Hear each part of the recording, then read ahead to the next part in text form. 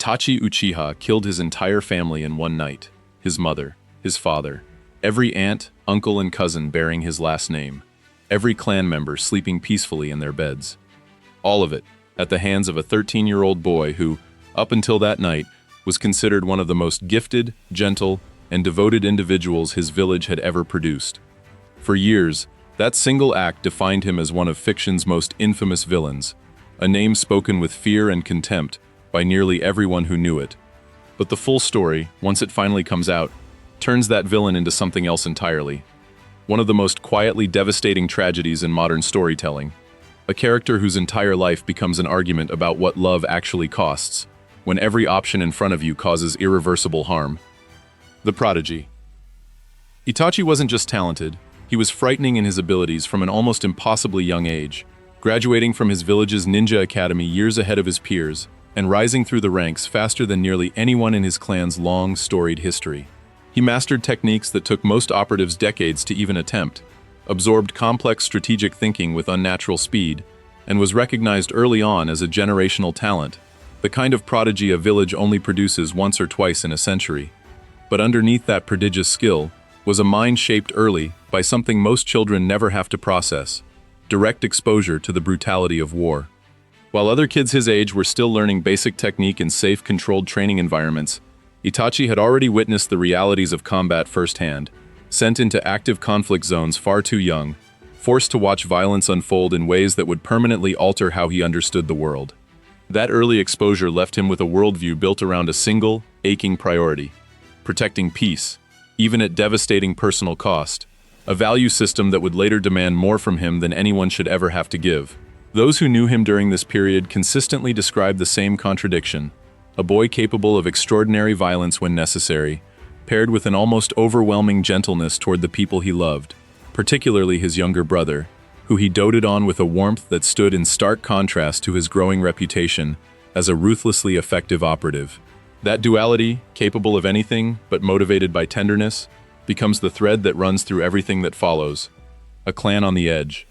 Itachi's clan carried a long, complicated history with the village they lived in. Generations of suspicion, political marginalization, and quiet resentment simmering beneath the surface. Once instrumental in the village's founding, the clan had gradually been pushed toward the margins of political power, viewed with growing distrust by the village's leadership, who feared the clan's formidable collective strength and its increasingly isolated insular community. That resentment calcified over years into something more dangerous. As tensions grew, a faction within the clan began planning something drastic: a coup intended to seize control of the village by force. A plan that, if carried out, threatened to plunge the entire region back into large-scale war at a moment when the wider world was only barely stabilizing after a previous devastating conflict. The clan felt cornered, disrespected, and increasingly convinced that force was the only remaining path to reclaiming their standing. Itachi, secretly working as an intelligence operative for the village leadership, a role his own father never knew about, found himself caught directly between two impossible loyalties: the family he loved deeply, and the fragile peace he'd already sacrificed so much to protect during his years on the battlefield.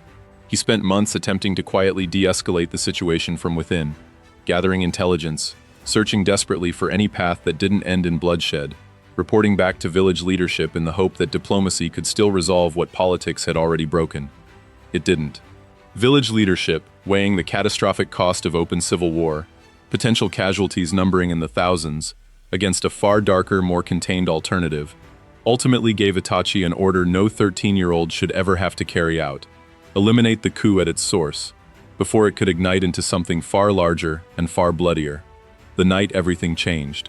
Rather than allow the coup to unfold into full-scale conflict, one that intelligence suggested would engulf the region and cost thousands of lives on both sides, Itachi was tasked with eliminating his own clan in a single, contained night, sparing the wider world from a war fought in the streets, fought between neighbors, fought in a way that would have torn the village apart from within for a generation.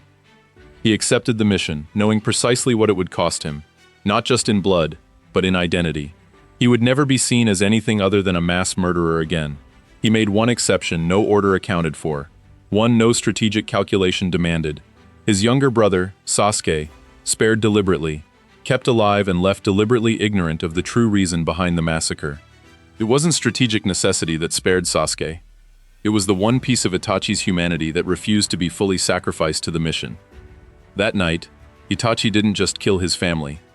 He orchestrated his own permanent exile from everything he loved, walking away from his home village as a marked traitor, allowing his own brother to grow up believing him a monster, specifically so that Sasuke would never have to carry the true, unbearable weight of what actually happened.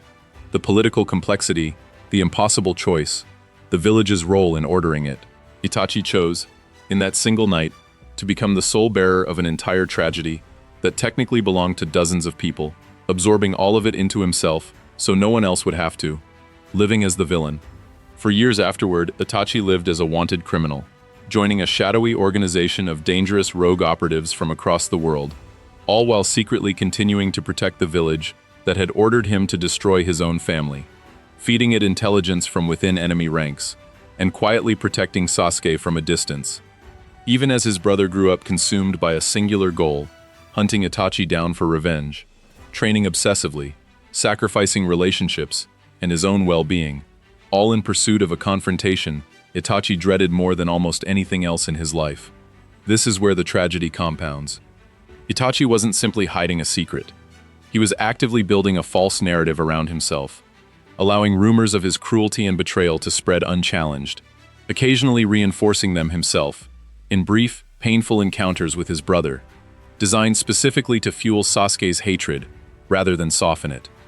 Every interaction became a performance, playing the villain convincingly enough that Sasuke would never suspect the truth, because the alternative, letting Sasuke learn the political complexity behind the massacre and potentially blame the village that ordered it, risked reigniting exactly the kind of conflict Itachi had already sacrificed everything to prevent.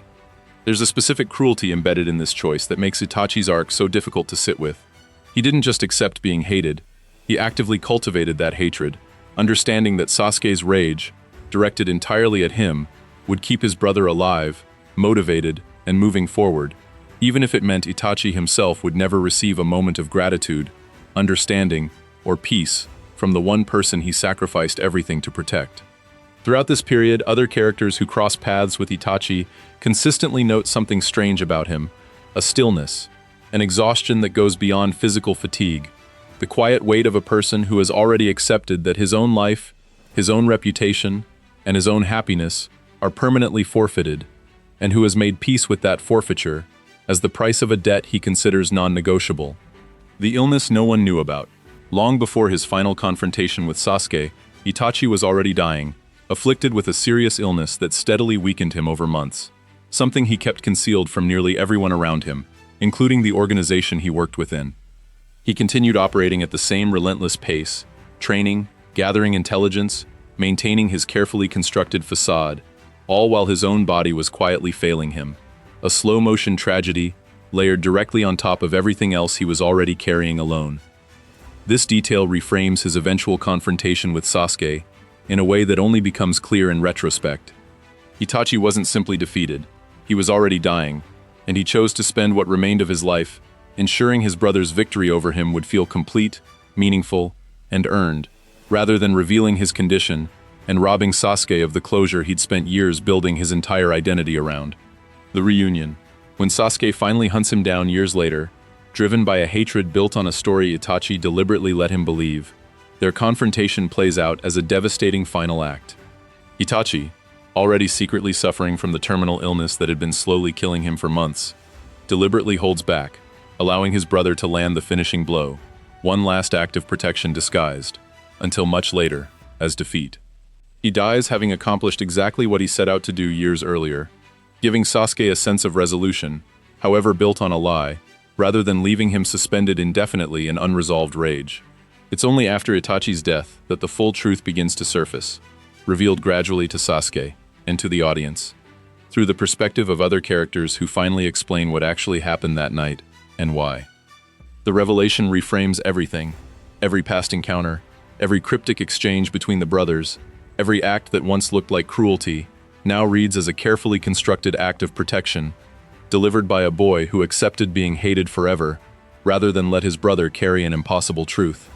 Sasuke's reaction to this revelation becomes its own tragedy, layered on top of the first.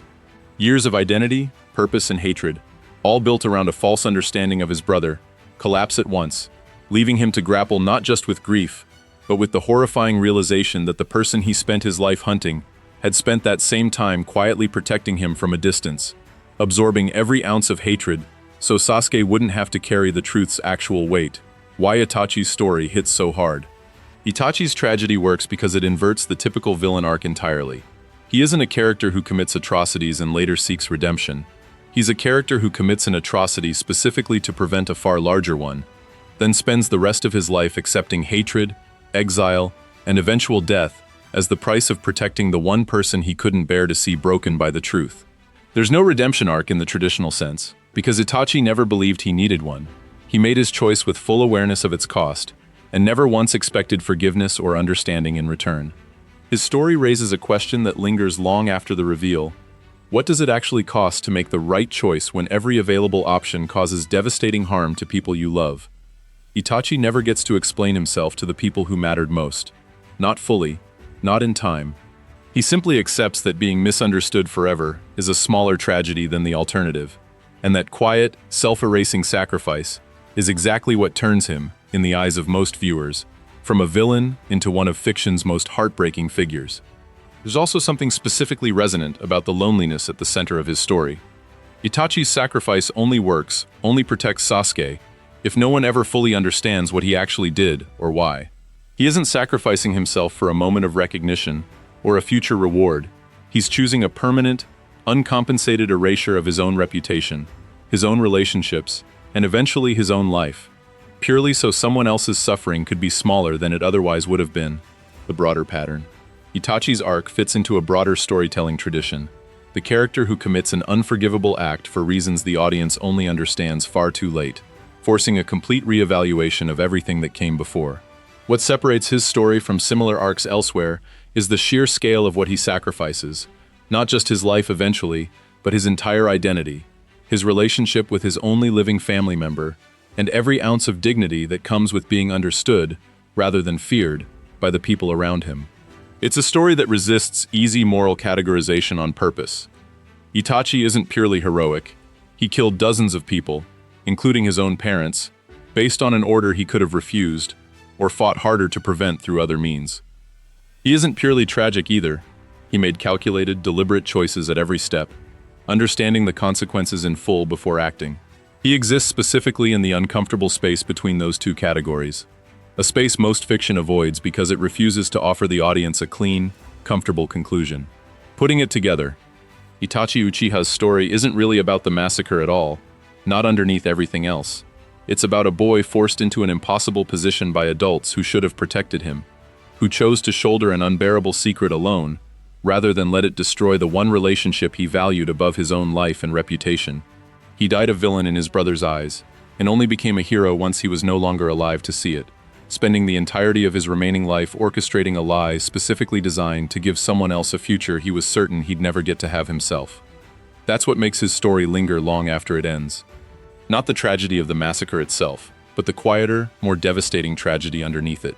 A person who accepted total, permanent misunderstanding as the price of love, and never once asked for anything in return. Subscribe to Anime Echo Tales, because some of the deepest stories aren't the ones with monsters. They're the ones where someone became the monster on purpose, so no one else would have to.